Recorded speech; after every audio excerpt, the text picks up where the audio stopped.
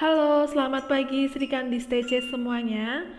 Nah, pada video kali ini kita akan belajar tentang minyak bumi. Materi ini merupakan kelanjutan dari materi sebelumnya, yaitu tentang senyawa hidrokarbon.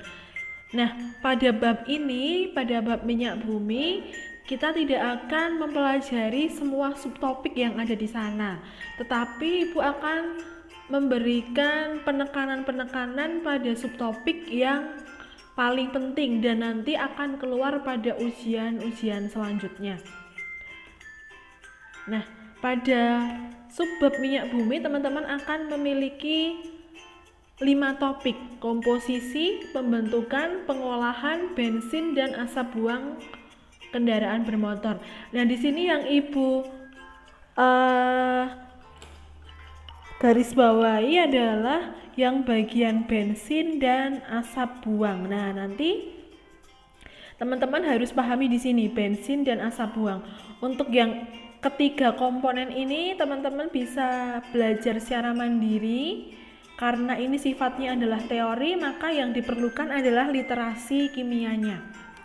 Nah, nanti ketika pada ujian mau PTS maupun PAS, yang sering keluar adalah ini, bensin dan asap buang kendaraan bermotor. Nah, berarti kita langsung ke sini ya. Nah, langsung ke bensin. Nah, teman-teman tentu sering menggunakan hasil dari minyak bumi yang dinamakan bensin ini ya, untuk bahan bakar kendaraan bermotor. Nah, ternyata bensin itu juga bisa kita ketahui mutunya. Nah, mutu bensin itu didasarkan pada nilai oktan atau bilangan oktan. Nah, teman-teman kalau di pasaran itu kan menemukan ada Pertalite, ada Pertamax, ada Pertamax Turbo, ada Premium. Nah, itu harganya juga beda-beda ya. Pertamax harganya lebih mahal dari Pertalite. Nah, apa yang menyebabkan harganya berbeda? Nah, ternyata yang menyebabkan harganya berbeda adalah mutunya. Nah, mutu ini didasarkan pada bilangan oktan. Apa itu bilangan oktan? Bilangan oktan adalah suatu bilangan yang menyatakan kualitas bahan bakar. Nah, jadi semakin tinggi bilangan oktan, maka kualitasnya semakin baik. Nah, sehingga kalau Pertalite dan Pertamax, bilangan oktannya itu tinggi yang Pertamax. Oleh karena itu harganya juga lebih mahal dan kualitasnya juga lebih baik. Nah, bilangan oktan itu nanti menentukan kualitas bensin. Nah, kalau Ibu gambarkan hubungannya, semakin tinggi bilangan oktan, maka mutunya juga semakin tinggi. Nah, semakin rendah bilangan oktan, maka mutunya juga semakin rendah. Kalau bilangan oktannya itu rendah, maka mesin akan terjadi ketukan atau knocking. Nah, jadi ketukan ini dinamakan juga sebagai knocking,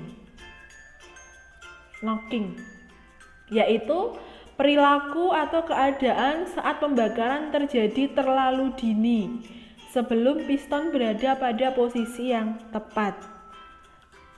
Nah, untuk menentukan mutu bensin, teman-teman menggunakan dua senyawa pembanding, yaitu isooktana dan N-heptana. Nah, jadi kedua senyawa ini merupakan senyawa penyusun bensin, N-heptana dan isooktana. Kemudian bilangan oktan itu menunjukkan jumlah isooktananya. Maksudnya bagaimana? Maksudnya seperti ini. Nah, misalkan Ibu memiliki bensin premium. Premium itu bilangan oktannya adalah 88. Nah, artinya bilangan oktan 88 ini di dalam premium, bensin premium, kualitasnya itu setara dengan campuran 88% isooktana dan 12% N-heptana. Nah, bagaimana caranya, Bu? Nah, seperti ini tadi. kan bensin ya. Bensin itu terdiri dari dua, isooktana dan N-heptana. Nah, jadi kalau misalkan bensinnya 90 bilangan oktanya 90 ya. Nah, artinya dia isooktanya ada 90%. Kemudian N-heptananya dicari dari mana? Dicari dari 100% dikurangi 90%. Sehingga hasilnya adalah 10%. Nah, paham ya? Jadi isooktana dan N-heptana ketika dijumlah hasilnya adalah 100%. Oke. Nah, kalau Ibu punya bensin Pertamax di mana bilangan oktanya 95, maka komposisi dari Pertamax ini bagaimana? Nah, komposisinya adalah 95% isooktana dan 5% N-heptana. Nah, begitu ya.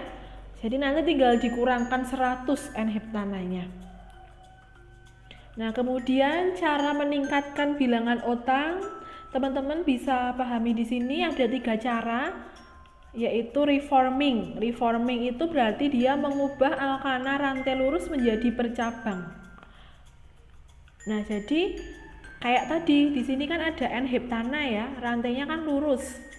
Nah, bisa jadi rantai yang lurus ini diubah menjadi rantai yang bercabang. Itu namanya reforming. Nah, kemudian bisa juga ditambahkan dengan zat anti ketukan. Ada 2 zat, TEL dan MTBE, tetraetilit dan metil tersier butil ether. Nah, sekarang yang kita gunakan adalah MTBE. Untuk TEL sudah tidak digunakan karena dia menghasilkan partikel timbal, partikel hitam timbal. Nah, ini sangat beracun sehingga penggunaan TEL ini sudah dihentikan.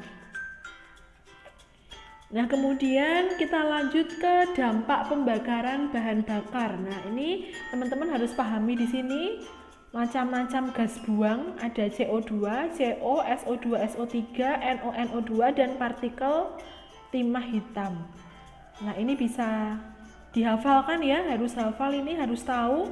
Misalkan hujan asam itu disebabkan oleh apa? Oh, oleh SO2 dan SO3.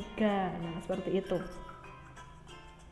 Nah, kemudian teman-teman juga harus paham membedakan reaksi pembakaran sempurna dan tidak sempurna. Jadi kalau pembakaran sempurna itu hasilnya adalah CO2 dan H2O. Kalau tidak sempurna hasilnya adalah CO dan H2O. Nah, jadi misalkan di sini Ibu punya propana, misalkan propana berarti dia C3H8. Nah, Ibu bakar menjadi menurut reaksi pembakaran sempurna, berarti reaksinya menghasilkan CO2 plus H2O. Kita setarakan 3, O-nya H-nya ada 4 di sini. Kemudian O-nya berarti 6 ditambah 4 10. Berarti di sini 5.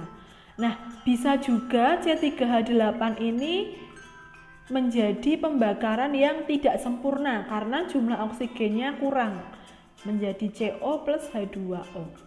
Nah, maka hasilnya 3, 4 di sini, O-nya 3 ditambah 4, 7, berarti 7/2. Nah, gitu ya. Yang ini adalah pembakaran sempurna, yang ini tidak sempurna.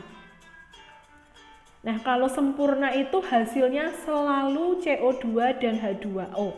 Kalau tidak sempurna hasilnya adalah CO dan H2O. Nah, masing-masing pembakaran sempurna dan tidak sempurna ini memiliki dampaknya. CO2 dampaknya ke pemanasan global, CO dampaknya ke pernafasan dan mata serta paru-paru. Oke, begitu ya teman-teman. Kemudian untuk dampak dari gas buang ini juga bisa teman-teman cermati pada tabel di modul. Nah, pada modul bagian dampak pembakaran bahan bakar. Oke, untuk minyak bumi dan dampak pembakaran itu yang perlu dicermati dan wajib paham di situ. Jika ada yang masih belum jelas, nanti bisa bertanya ke Ibu. Terima kasih atas perhatiannya dan sampai jumpa pada pertemuan selanjutnya. Terima kasih.